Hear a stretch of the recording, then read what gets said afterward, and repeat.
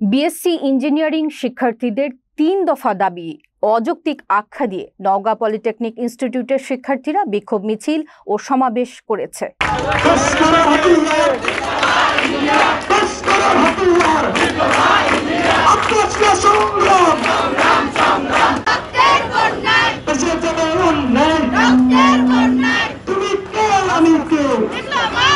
বুধবার দুপুরে ইনস্টিটিউট চত্বর থেকে মিছিলটি বের হয়ে শহরের প্রধান সড়ক প্রদক্ষিণ শেষে মুক্তির মোড়ে গিয়ে সমাবেশে মিলিত হয়। শিক্ষার্থীরা বলেন, এসব দাবি বাস্তবায়িত হলে লাখো ডিপ্লোমা ইঞ্জিনিয়ারের কর্মসংস্থান হুমকির মুখে পড়বে। তাই দাবি দ্রুত প্রত্যাহার এবং ডিপ্লোমা ইঞ্জিনিয়ারদের ন্যায্য ৬ দফা বাস্তবায়নের আহ্বান জানান তারা। সমাবেশে অভিযোগ করা হয়, আন্দোলনকে বাধাগ্রস্ত করতে শিক্ষার্থীদের গ্রেফতারের হুমকি দেওয়া হচ্ছে।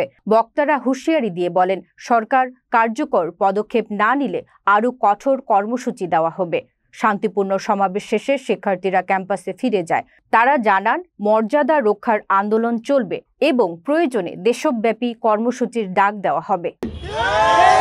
আপনারা একটু বিশ্লেষণ করে দেখেন, দেশের কোন কোন খাতে ডিপ্লোমা ইঞ্জিনিয়াররা ভূমিকা রাখে। ডিপ্লোমা ইঞ্জিনিয়ার যদি একদিন যদি কর্মবিরতি দেয়, গোটা দেশ অচল হয়ে যাবে। গোটা দেশকে অচল করে দেওয়ার মতন শক্তি ডিপ্লোমা ইঞ্জিনিয়ারদের আছে। আপনারা যদি চান যে আমাদের সাথে লড়াই করবেন, আমরা প্রস্তুত। একই সাথে আমরা নওগাঁ পলিটেকনিক ইনস্টিটিউটের ডিপ্লোমা যারা আছে আমরা যে কারিকুলামে ভর্তি পরীক্ষা দিতেছি এবং ভর্তি হইতেছি, অবশ্যই আপনারা জানেন ডিপ্লোমা ইন কোর্স ইঞ্জিনিয়ারিং। এখন ইঞ্জিনিয়ারিং আমরা কোর্সে পড়তেছি, তাহলে ইঞ্জিনিয়ার কেন আমরা লিখবো না? 1994 সালে এটা অনেক আন্দোলনের মাধ্যমে আমাদের একটা মীমাংসা বিষয় এবং গ্যাজেটে রূপান্তর হয়েছিল। আজকে আমাদের পিছনে কেন তারা ষড়যন্ত্র করতেছে?